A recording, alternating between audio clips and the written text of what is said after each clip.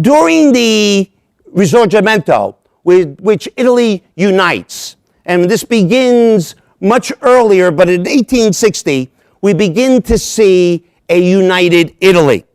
The Turin government, all right, which is Piedmont, which you could see on the extreme left-hand side, was the only area of Italy that was independent after the Congress of Vienna.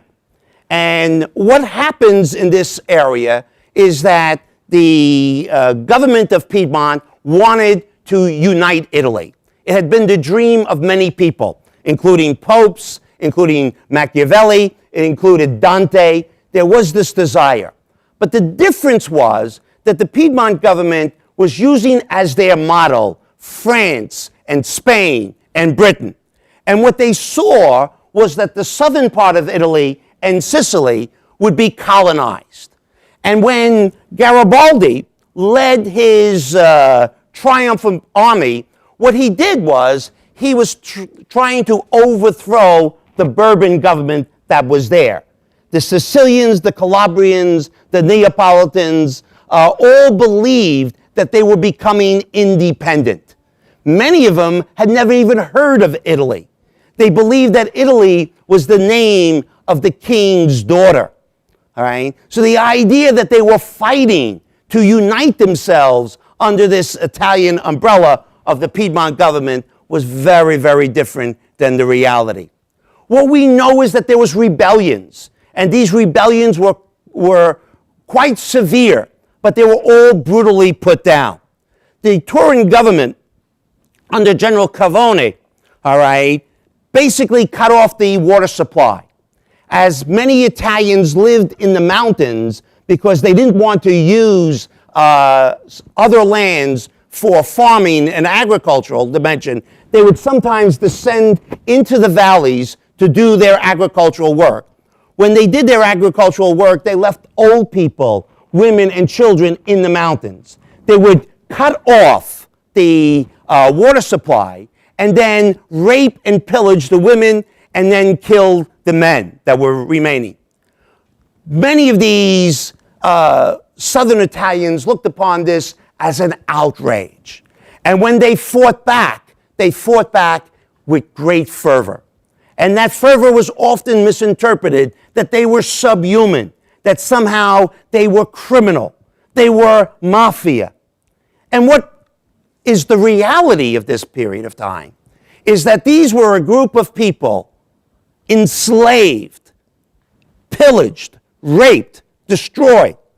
And when they fight back with a sense of justice. But this justice is described to the rest of the world as being savage.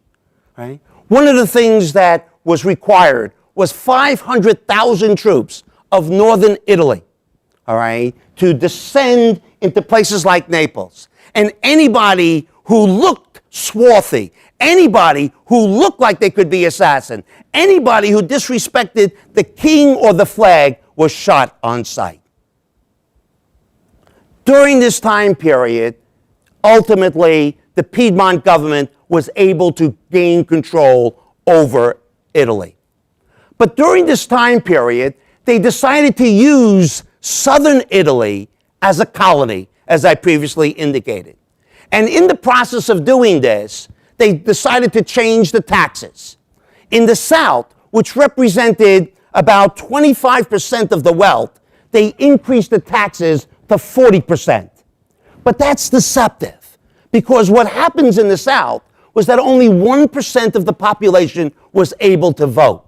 So the 1% that had the wealth was not paying the taxes, while people who had no wealth, their taxes were extraordinary. They started taxing things like salt. They started taxing things like mules, all right? And they reduced the taxes in the North, because what they wanted to do was to use their colonies the way Britain had used, the way France had used, the way Spain had used to support and supply the mother country.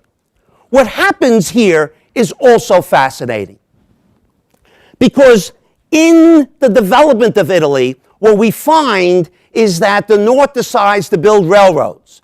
But the lowest the railroad goes is Bologna, And of course, I can't make it out on the map here, but Bologna is midway between Rome and Florence.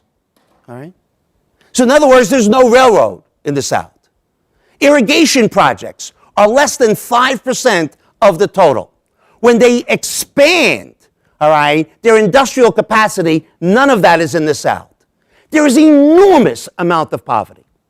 In fact, this poverty is further exacerbated by volcanoes and earthquakes in which the North basically ignores the needs of the South. What we see is 6 million people leave Italy after unification. The thing is, they weren't leaving Italy.